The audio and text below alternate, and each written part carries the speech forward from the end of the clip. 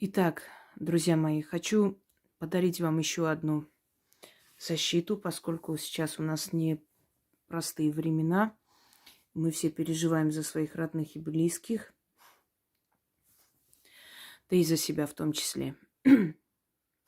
Теперь послушайте меня внимательно. Нужно взять абсолютно чистый лист бумаги, неважно каких размеров, и написать. Чернила здесь не важные, но должны быть темные, или синие, или черные чернила, то есть ручка. Написать этот заговор и хранить с собой, носить, хранить у себя. Можете носить в сумке, в кармане, как вам удобно, если у вас есть кармашек там. Но 3 раза в день нужно эту грамоту оттуда вытаскивать, начитывать. И снова, если изношится, можете написать по новой и носить с собой. Если вы начитываете для своего ребенка, ну, например, если сын у вас находится в эпицентре каких-то нехороших событий, вы знаете, о чем я говорю, берете его рубашку вечером, кладете эту рубашку на алтарь, на стол, в конце концов, если у вас нет алтаря. Точно так же переписанную эту грамоту. Можете и для себя делать, и для сына. Но это разные должны быть. То есть вы можете начитать на мужа, на сына, если у них нет возможности это начитывать, если они находятся в опасности где-либо. Ну, для дочери тоже не буду говорить. Можете это начитывать для своей матери, если вы не можете выйти на связь и не знаете, что у нее происходит, где она, что с ней происходит и так далее. В опасных ситуациях. Только в опасной ситуации можно начитывать для близких людей. Если опасность миновала, у них все хорошо, больше вы не имеете права эту защиту начитывать для них, а для себя можете. От чего спасает? От военных действий, да, от проверок каких-то, от обвинения в чем-либо, в чем вы не виноваты, то есть тюремного заключения и все прочее может спасти и помочь. Значит, берете абсолютно чистый лист бумаги, переписываете этот заговор. Это называется защитная грамота. Оно создано на основе древних знаний, потому что защитные грамоты различных вариантах в древние времена ведьмы либо сами писали и отдавали от руки, либо учили, как это делать. Это все писалось на бумаге, ну, до появления бумаги, на пергаменте, на коре, значит, деревьев, на дощечках могли написать, на камне могли писать, если это небольшой был текст и так далее, на природных материалах. И носили с собой. Но время от времени нужно вытащить и начитывать. Ну, например, вы можете это написать и оставить в машине вашего мужа или сына. И попросить его иногда начитывать. Если он ни в какую не соглашается, ну да ладно, делайте это и кладите туда. Но чтобы он не трогал, чтобы он не выкидывал, чтобы он не выказывал какое-либо неуважение к этим силам. Иначе эти силы могут передумать защитить. Потому что нельзя, невзирая ни на что, в любом случае оскорблять эти силы нельзя. Веришь, не веришь, но делать неправильные шаги по отношению к этим силам тоже неразумно. Итак, эту грамоту можете читать для себя 3 раза в день, если у вас опасное время. Минует эта опасность, просто носите с собой для как бы защиты. Если действительно прям защита нужна, такая очень острая необходимость, что что-то в вашей жизни происходит нехорошее, и вы боитесь, либо это физическая расправа, либо за вами следят, что еще, либо что-то хотят сделать, навредить вашей семье, вашему дому, вашей машине, далее какие-то проверки необоснованные и так далее. Тогда вам нужно эту грамоту носить с собой 3 раза в день, неважно в какое время вспомните, начитывать. Если не 3 раза прочитайте, оно все равно вас защитит. Но желательно 3 раза сделать как положено. Если вы для своего близкого человека, то берете рубашку, начитываете, кладете туда, вместе с рубашкой откладываете в сторону. Многие скажут, а если нет вещи?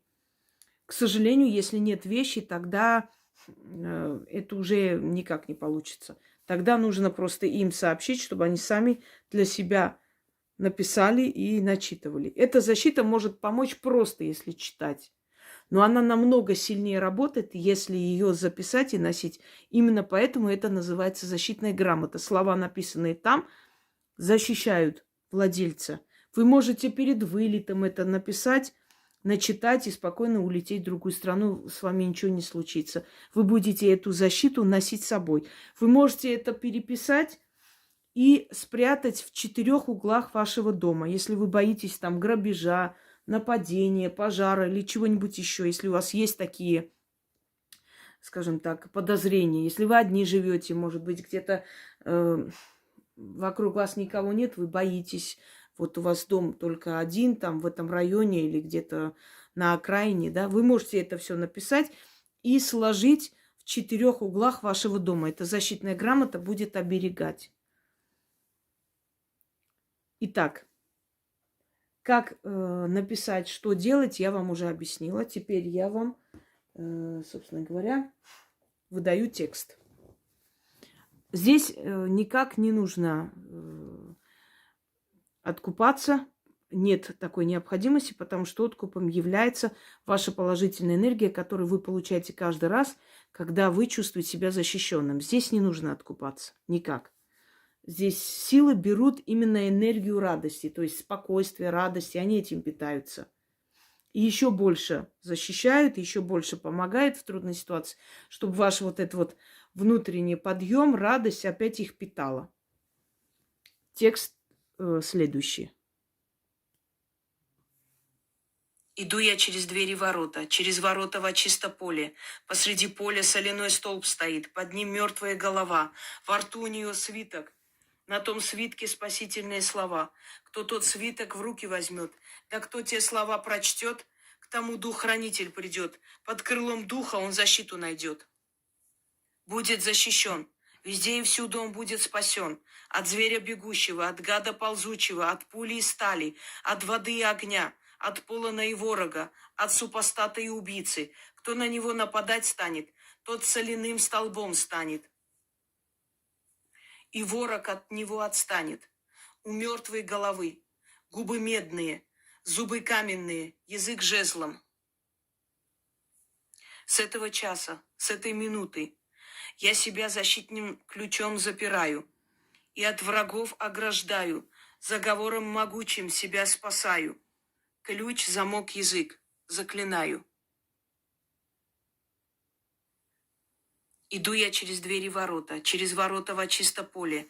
Посреди поля соляной столб стоит, под ним мертвая голова, во рту у нее свиток. На том свитке спасительные слова. Кто тот свиток в руки возьмет, да кто те слова прочтет, к тому дух-хранитель придет. Под крылом духа он защиту найдет. Будет защищен.